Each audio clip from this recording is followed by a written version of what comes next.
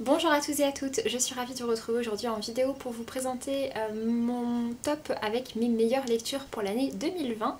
Je vais procéder du coup en deux étapes, je vous parlerai tout d'abord de mes meilleures lectures de romans et ensuite de mes meilleures lectures graphiques pour l'année du coup 2020. Vous allez voir qu'en 2020 j'ai fait quand même pas mal de très belles découvertes. Du coup je vais commencer par le côté roman et je vais commencer par 5 romans auxquels je n'ai pas mis des coups de cœur mais auxquels j'ai mis la note de 18 sur 20 et qui ont finalement été des lectures qui ont marqué mon année 2020 un petit peu plus que les autres titres auxquels j'ai mis des 18 et du coup c'est pour ça que j'avais envie de vous les représenter, de les remettre en avant aujourd'hui. Du coup je vais commencer avec L'Oiseau captif par Jasmine Darznik qui est publié aux éditions Milady et qui est donc sorti en poche.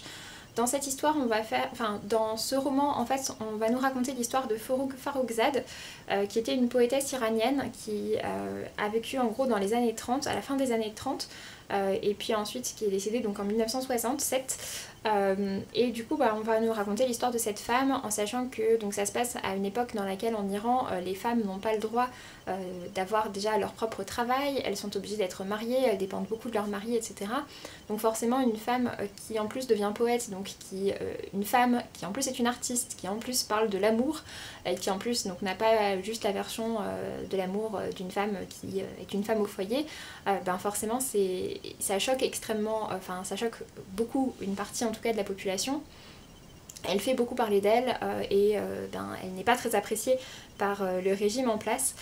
C'est un titre que j'ai vraiment beaucoup apprécié, que j'ai trouvé très intéressant. Alors donc Forough Farrokhzad a réellement existé, donc ça s'appuie quand même pas mal sur ce qu'on sait de sa vie. Après il y a dans ce qu'on sait de sa vie des parts d'ombre et pour le coup ça c'est la partie qui est romancée de l'histoire. Il y a également quelques personnages qui ont été créés pour l'histoire, mais il y a quand même une part véridique qui existe autour de cette poétesse iranienne. Et voilà, c'est vraiment un récit que j'ai beaucoup apprécié pour ses valeurs autour de la liberté notamment. Ensuite, j'ai également adoré cette année Mère brumeuse, donc le troisième tome des récits du demi-loup par Chloé Chevalier aux éditions des Moutons électriques. C'est un titre qui a été ma première lecture de l'année 2020. Je voulais commencer avec une bonne lecture et j'avais bien tapé. Le quatrième et dernier tome de la série est déjà sorti, je l'ai en ma possession mais je ne me suis pas encore plongée dessus. C'est un titre que j'ai pour ma part beaucoup apprécié, j'aime beaucoup la série du Demi-Loup de manière générale. On est sur une série dans laquelle il y a plusieurs royaumes qui sont voisins et deux royaumes notamment qui sont très proches, dans lesquels en fait ce sont deux princesses qui sont deux cousines qui sont héritières et chacune des deux a une suivante. Normalement chaque personne de la famille royale a un suivant ou une suivante. En l'occurrence, une des deux princesses a deux suivantes et l'autre en a une. Et donc en fait les 5 jeunes filles grandissent ensemble à la cour. Et on va suivre du coup leur histoire donc dans le premier tome, alors qu'elles sont enfants, dans le deuxième tome elles sont adolescentes, à partir du troisième tome elles sont adultes, et du coup elles le sont également dans le quatrième. Et c'est vraiment un récit que j'aime beaucoup. Alors on est sur de la fantaisie assez narrative, assez descriptive, avec beaucoup de complots politiques, d'enjeux de cour et ce genre de choses. Mais pour ma part c'est vraiment un récit que j'aime beaucoup et une série que je trouve extrêmement réussie. J'ai hâte de découvrir du coup la fin de cette série. Alors le premier tome est sorti en poche, je crois que le deuxième tome est également sorti en poche, je suis pas sûre par contre pour le troisième.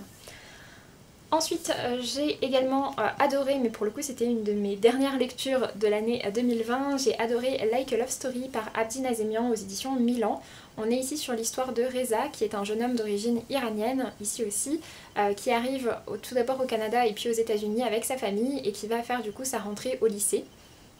À New York je crois, oui c'est ça, à New York, et qui va du coup rencontrer Judy et Art, sauf que ça se passe en 1989 Reza est gay. Il sait qu'il est gay mais il ose absolument pas vivre sa vie, vivre sa sexualité, etc. puisqu'il est extrêmement paralysé par la peur d'avoir le sida. C'est quelque chose qui l'effraie énormément. On est sur le début des années ACT UP, donc tout le milieu militant est très présent dans ce récit. Mais voilà, pour lui vraiment c'est quelque chose qui le paralyse. À cette époque-là, on sait comment se transmet le sida, on sait que pour l'éviter il faut se protéger, etc. Mais pour autant on n'a aucun moyen de faire face au sida. Et à partir du moment où une personne a été testée juste positive, à partir du moment où juste on avait le diagnostic de séropositivité au VIH, à partir de ce moment-là vraiment l'existence était comptée et on savait qu'il y aurait un décès forcément qui arriverait, et puis un décès dans des conditions vraiment pas terribles. Et c'est également de tout ça dont parle le récit. C'est un titre que j'ai trouvé très touchant, qui m'a beaucoup touchée. Ça parle du coup beaucoup du milieu LGBT, ça parle aussi beaucoup de la musique et particulièrement du rôle de Madonna en tant qu'icône pour la communauté LGBT.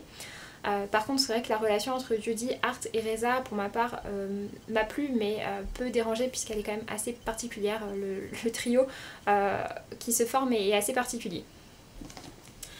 Ensuite, je vais également vous parler des deux titres que j'ai préférés dans mon année de partenariat avec Scrineo, puisque j'étais donc à nouveau partenaire pour Scrineo en 2020 et je le suis encore pour 2021. Et du coup, je vais vous parler de mes deux meilleures lectures qui sont très différentes l'une de l'autre. Tout d'abord, on a Des œillets pour Antigone par Charlotte Bousquet aux éditions Scrineo.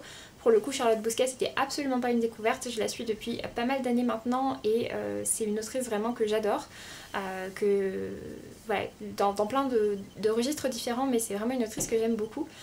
Dans Des œillets pour Antigone, on reste en fait sur les années SIDA puisque ça se passe ici en 1991, mais pour le coup ça se passe en France. On suit l'histoire de Loudia, qui va découvrir en fait le journal intime de sa sœur en faisant le tri dans sa chambre, puisque sa sœur est décédée il y a de ça plusieurs années, sa grande sœur.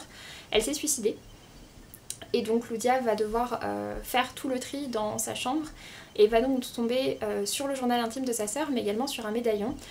Et ce médaillon va l'amener du coup sur les traces de leur tante qui est décédée à la fin de la dictature de Salazar, au moment un peu de la révolution des œillets au Portugal.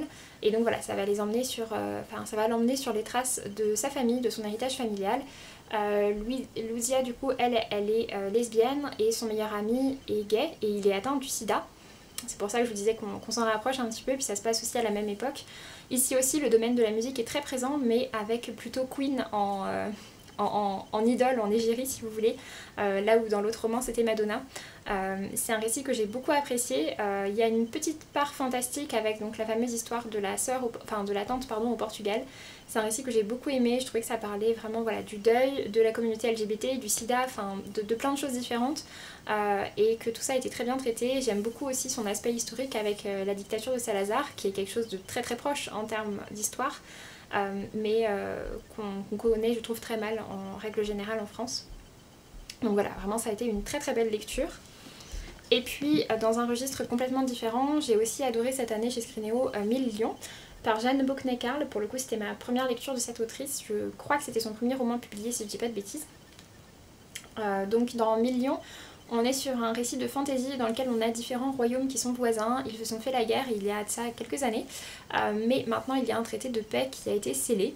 Ce traité de paix a une condition un petit peu particulière qui est que les seules femmes qui sont fertiles vivent à la cité d'été.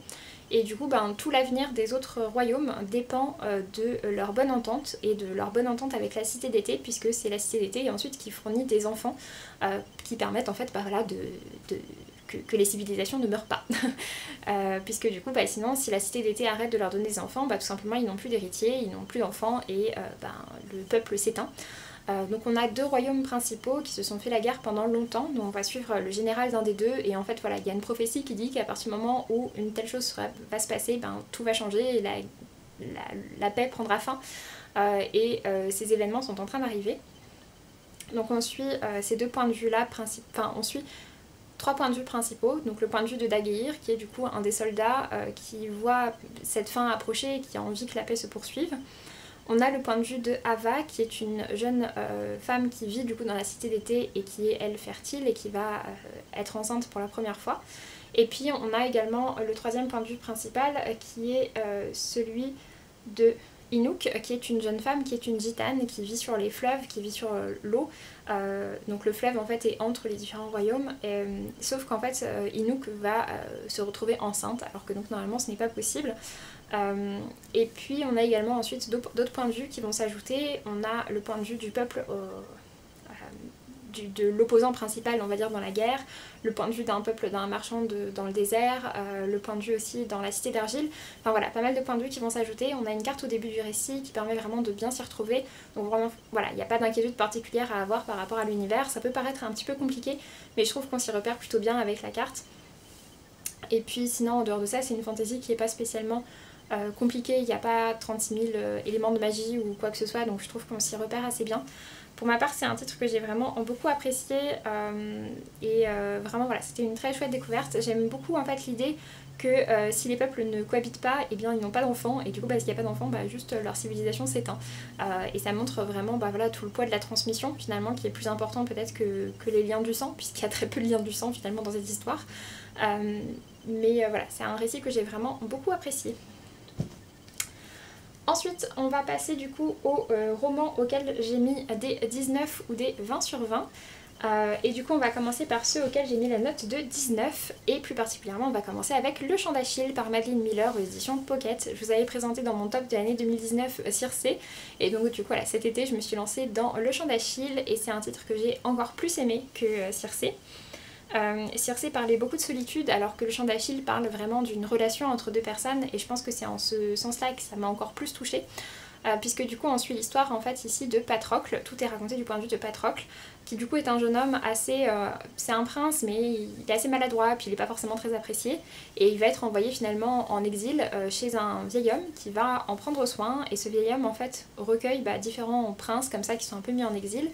Et puis c'est là-bas du coup qu'il va faire la rencontre d'Achille et que leur relation va se nouer. On va avoir tout leur apprentissage qui est une partie du récit que j'ai vraiment adoré. Et puis ensuite ça va les emmener du coup à la guerre de Troie, puisque Achille est connu pour ses faits de guerre. Donc voilà, on va suivre comme ça toute leur histoire. C'est une histoire que j'ai beaucoup appréciée, que j'ai trouvée vraiment très touchante. Il y a plein d'éléments que j'ai adorés. Après, toute la partie faits de guerre, c'est pas forcément ce qui m'a le plus passionnée, puisque tout ce qui est des histoires de guerre, c'est pas ce qui me passionne le plus en général. Mais vraiment, c'est un titre que j'ai beaucoup aimé, et du coup, je vous recommande très grandement de découvrir les écrits de Madeleine Miller si vous l'avez pas encore fait. Pour ma part, en plus de ça, j'avais été assez surprise avec Circé, et ça a été à nouveau le cas avec Le Chant d'Achille, c'est-à-dire que vous n'avez pas besoin d'avoir des connaissances énormes en mythologie, honnêtement. Et puis c'est également des titres qui sont assez accessibles en termes d'écriture. Je m'attendais pour ma part à ce que ce soit un petit peu plus ardu et à ce que ce soit un petit peu moins accessible, et finalement je trouve vraiment pas que ce soit le cas. Donc voilà, vraiment un titre que je vous recommande, c'est bien écrit mais c'est accessible en même temps. Ensuite, j'ai également lu cette année et adoré un titre qui a beaucoup fait parler de lui. Je vais pas m'éterniser trop longtemps dessus parce qu'il y aurait beaucoup de choses à en dire. J'avais fait une vidéo spécialement dédiée sur ce roman, donc n'hésitez pas à aller la voir sur la chaîne. Il s'agit du coup du roman Le Prieuré de l'Oranger par Samantha Shannon aux éditions de Saxus, qui est une belle brique de fantasy, mais c'est un one-shot, donc un tome unique. L'histoire est complète en ça. Et donc dans cette histoire, on a ici aussi donc une carte avec plusieurs royaumes qui sont voisins. Et on va suivre principalement ce qui se passe dans deux royaumes différents. D'un côté le royaume d'Inis, qui est un rénome, en fait ce sont que des femmes qui règnent de mère en fille, et ce rénome a chassé, on va dire, un ennemi qui était une sorte de grand dragon il y a de ça à peu près 1000 ans, et la prophétie dit que dans 1000 ans la reine qui existera n'arrivera pas à avoir de descendants et que ce sera la fin de cette paix. Et donc nous on suit l'histoire de Sabran, et effectivement ça commence à devenir un petit peu compliqué. L'histoire de Sabran, on la suit également du point de vue de Ead, je sais pas comment ça se prononce, qui est une jeune femme qui a été envoyée à la cour de Sabran. On va découvrir son histoire petit à petit dans le récit, donc voilà, je vous en dirai pas beaucoup plus. Et puis on suit également le personnage de Tané, qui est une jeune femme très différente, qui vit complètement à l'opposé de l'univers, et qui vit sur une île sur laquelle les dragons sont vraiment vénérés, et elle rêve vraiment de devenir, je sais plus comment ils appellent ça, c'est pas ils domptent pas les dragons, mais voilà, une dragonnière, en tout cas ils chevauchent les dragons. Et pour elle, voilà, c'est vraiment son objectif. Elle passe tous les concours, elle travaille extrêmement dur pour atteindre ce but. Et du coup on suit toute leur histoire. Ce que j'ai beaucoup aimé dans ce récit, c'est que on a un univers assez étendu qui est présenté, et finalement j'ai trouvé que chaque petite partie de l'univers qui est présentée sur la carte a son utilité dans l'histoire, et j'ai vraiment trouvé ça très chouette. On n'a pas une partie dans l'ombre où on sait absolument pas à quoi ils servent. Donc voilà, c'est un récit qui est très complet. Alors forcément il y a une partie d'introduction qui est un petit peu longue à passer, mais pour ma part j'ai trouvé que ça se lisait quand même vraiment bien. C'est, je trouve, entre de la fantaisie adulte et de la fantaisie young adulte. J'aurais quand même tendance plutôt à les classer en adulte, mais de l'adulte assez accessible, on va dire. Il y a un univers assez riche, pas mal de personnages, mais il y a un lexique à la fin. Et puis après il y a pas mal d'histoires de complots, etc. Mais je trouve pas que ce soit un univers difficile à appréhender. Ça prend un petit peu de temps pour s'y mettre, mais après ça passe vraiment bien. Donc voilà, si vous l'avez dans votre pile à lire, que vous n'avez pas encore réussi à trouver la motivation de le lire, franchement allez-y. Pour ma part je l'avais découvert pendant le premier confinement, ça s'y prêtait très bien puisque je n'avais pas grand chose d'autre à faire. Mais voilà, vraiment c'est un titre que j'ai beaucoup apprécié et dont je vous recommande grandement la découverte. Un autre titre auquel j'avais mis la note de 19 sur 20 et ça a vraiment été une super belle découverte. De toute façon là on arrive dans le top 3 donc voilà, vraiment ça a été de très belles découvertes. Il s'agit de Hôtel Castellana par Rutas et Petys aux éditions Gallimard Jeunesse. C'est une de mes dernières lectures de l'année et franchement quelle belle découverte ça a été. J'avais déjà lu tous les autres titres traduits de Rutas et Petys, mais celui-ci c'est vraiment mon préféré. Ça se passe en 1957 à Madrid. On suit l'histoire de Daniel qui est un jeune homme américain qui arrive avec sa famille à Madrid. Et qui va faire la rencontre de Anna, qui est une jeune femme qui est en charge de sa chambre et de sa famille de manière plus générale. Et donc il y a une relation entre les deux qui va s'installer, mais en fait Daniel est surtout très passionné de photographie. Et il se lance en fait un peu le défi fou de faire un photoreportage de Madrid à cette époque-là. Il va se retrouver forcément assez heurté à pas mal de choses puisqu'on est quand même sous la dictature de Franco. Et donc il y a pas mal de choses que l'Espagne refuse complètement de montrer au monde extérieur. Ils essayent de s'ouvrir à nouveau à l'extérieur pour notamment conclure des accords par rapport au pétrole. Mais voilà, il y a plein de choses qui sont très cachées et ça parle du coup de tout ça. C'est un récit que j'ai beaucoup aimé, que j'ai trouvé très fort sur le plan historique, qui m'a beaucoup touchée. Donc voilà, vraiment ça a été une très belle découverte pour ma part et c'est un titre du coup que je vous recommande très chaudement. J'ai également lu et adoré cette année Les 7 maris d'Evelyn Hugo par Taylor Jenkins Reid aux éditions Milady. Alors il est sorti en septembre 2019 en grand format mais pour l'instant il n'est pas encore disponible en poche. C'est un titre que j'ai vraiment adoré. Je me suis lancée dedans en fait en me disant que j'allais passer un chouette moment avec une lecture sympa et ça a été vraiment plus que ça. Ça a vraiment été une lecture avec des messages très forts et un côté beaucoup plus profond en fait que ce à quoi je m'attendais. Dans ce récit du coup on suit l'histoire donc de Evelyn Hugo qui est une actrice donc fictive qui n'existe pas réellement mais voilà, en gros Evelyn Hugo a connu tout son âge d'or au début du cinéma, après au début du cinéma parlant, etc. Et puis elle est maintenant âgée et c'est une femme qui a une réputation très sulfureuse puisqu'elle a effectivement été mariée 7 fois. Ça fait longtemps qu'elle s'est éloignée de toute la presse people, des caméras, des journaux, etc. Mais elle décide en fait de parler finalement de son histoire, sauf qu'elle veut en parler à une femme bien précise, à une journaliste, à savoir donc Monique. Et donc nous on va suivre toute l'histoire du point de vue de Monique qui va aller chaque jour à la rencontre d'Evelyn Hugo pour noter toute son histoire, pour l'écouter parler de ses débuts dans le cinéma, de sa vie dans le milieu du cinéma et puis également donc de ses 7 mariages et répondre à la fameuse question de qui est la personne qui a réellement compté dans sa vie. C'est un récit que j'ai beaucoup apprécié, c'est un récit avec des personnages LGBT importants. D'ailleurs c'était le cas quand même de pas mal des titres que je vous présente aujourd'hui. Mais voilà, c'est vraiment un récit que j'ai beaucoup aimé, qui parle de beaucoup de choses derrière tout ce monde de paillettes et de faux semblants. Je trouvais qu'il y avait vraiment de belles thématiques qui étaient abordées et puis c'est un récit dont j'ai vraiment pas vu passer les pages. Il fait 590 pages, bon après c'est une typographie quand même, enfin une mise en page assez aérée, mais franchement les 590 pages je les ai pas du tout vu passer, je l'ai complètement dévoré. Donc voilà, vraiment une très belle découverte. Et puis du coup donc ma meilleure lecture roman de l'année, il s'agit en fait du début d'une série puisque ce sont les 2 premiers tomes. J'avais mis donc au départ la note de 19 sur 20 au premier tome et puis après coup je me suis dit que non, ça méritait un 20 sur 20 et j'ai mis la note de 20 sur 20 à ma lecture du 2e tome. Ça vous parlera si vous avez vu du coup pareil l'un de mes derniers points lecture puisqu'il s'agit bien entendu de la série La Dernière Geste par Morgan Hoff Glencoe avec le premier tome Dans l'ombre de Paris et le second L'Héritage du Rail. C'est publié aux éditions Naos qui est la collection jeunesse des éditions Mnemos et Actu SF, mais honnêtement on est ici sur un titre qui est vraiment à la limite entre jeunesse et adulte et enfin entre young adulte et adulte et il trouvera je pense vraiment aussi son public en adulte. Dans cette histoire donc si vous voulez donc on est entre de la fantasy et du steampunk uchronie.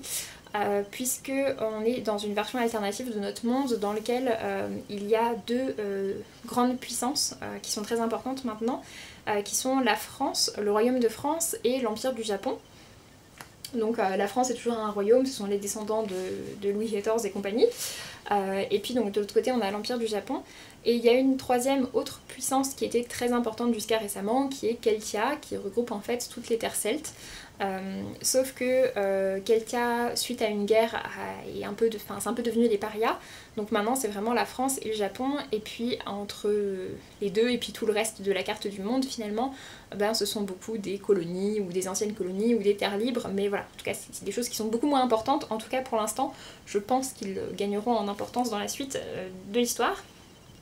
Et donc nous on va suivre l'histoire de Yuri, qui est une jeune femme d'origine japonaise qui fait partie de la descendance de la lignée royale du Japon, enfin de la lignée impériale du Japon, et qui est envoyée en France pour un grand destin, mais qui va décider de s'enfuir et qui va découvrir du coup tout un monde qui existe sous les égouts, qui est en rapport avec Keltia et qui est en rapport avec une particularité des terres celtes, qui est que ce sont les seuls qui acceptent autant en fait toutes les créatures un petit peu modifiées ou les créatures humanoïdes, etc. Puisqu'en fait on a pas mal de fées ou d'humains, mais un peu différents, enfin ce sont pas des humains, c'est des hybrides on va dire, entre humains et d'autres créatures qui existent. Et donc elle va faire la découverte en fait de tout ce peuple là qui est complètement renié sinon par la France et par le Japon.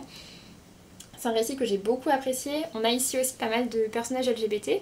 On a une très belle thématique générale autour de l'acceptation et autour du fait de croire en ses rêves et de ne pas se laisser dicter par ce qu'on nous dit en fait qu'une femme doit faire ou ce qu'on nous dit qu'une princesse doit faire ou quoi que ce soit.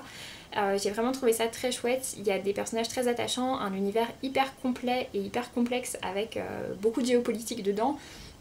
Vraiment c'est hyper riche et j'ai adoré toute cette histoire. Il y a également donc des créatures assez variées et puis donc de très très beaux messages. C'est vraiment un récit que j'ai adoré et que je vous recommande du coup très grandement de découvrir. Par contre accrochez-vous puisque Morgane of Glencoe est pas forcément tendre avec ses personnages.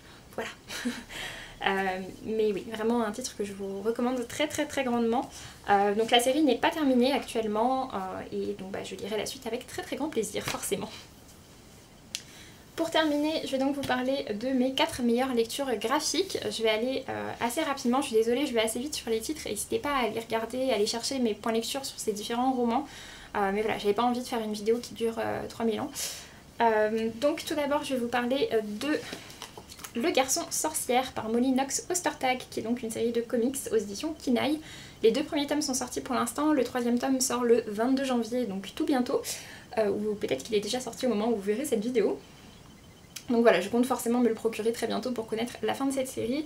Dans cette série, on suit l'histoire de Aster, qui est un jeune homme qui grandit dans une famille un peu particulière dans laquelle tous les hommes sont des métamorphes et toutes les femmes sont des sorcières. Sauf que lui, il s'intéresse à la sorcellerie et pas du tout à la métamorphose. Donc voilà, forcément, ça parle du coup aussi un petit peu de thématiques autour du genre, autour de l'identité, etc.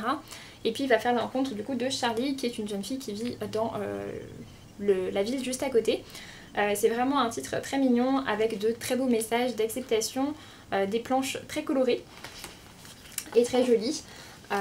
Donc voilà, vraiment une série que je vous recommande de découvrir.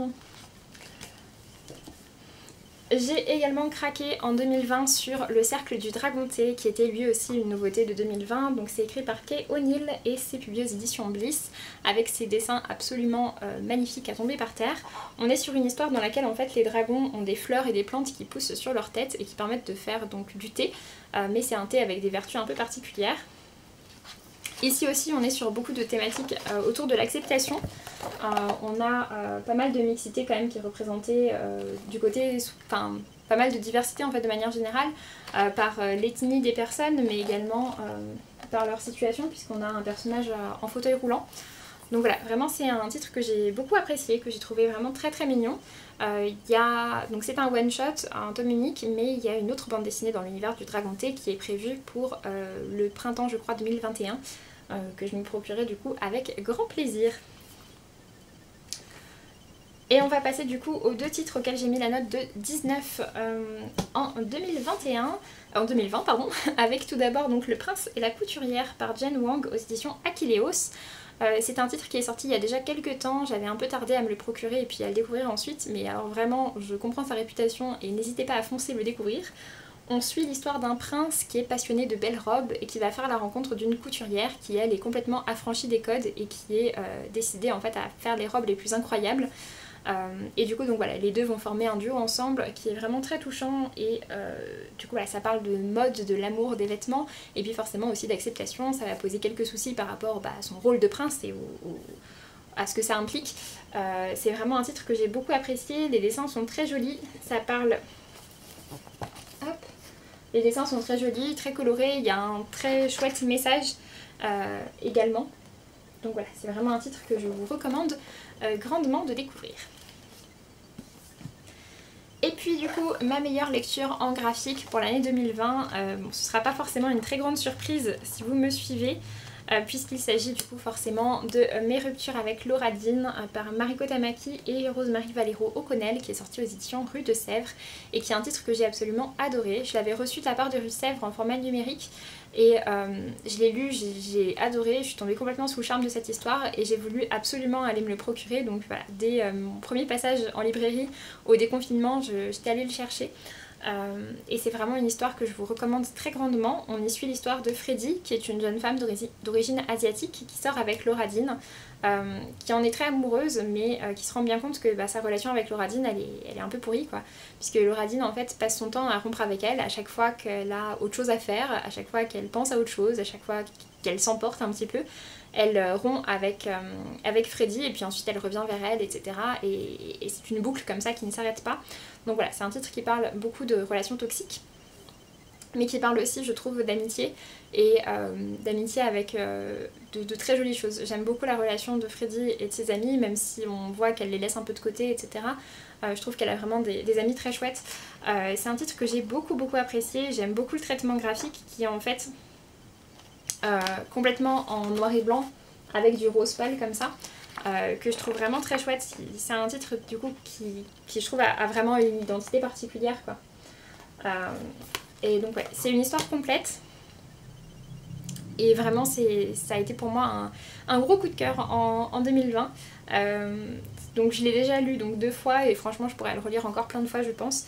C'est vraiment un titre que je vous recommande très grandement. Si vous étiez passé à côté en 2020 ou que vous n'étiez pas encore lancé, n'hésitez pas à aller le découvrir. Sur ce, j'en ai donc fini avec cette vidéo. J'espère que ça vous aura plu. J'espère que je vous aurai donné envie de découvrir peut-être enfin certains de ces coups de cœur, certaines de ces très belles lectures de 2020. N'hésitez pas à me dire quelles ont été pour vous vos plus belles lectures pour cette année, que ce soit en roman ou en graphique. Je me ferai un plaisir de lire tout ça. Et puis donc pour ma part, je vous laisse. Je vous dis à très bientôt pour une prochaine vidéo. Salut!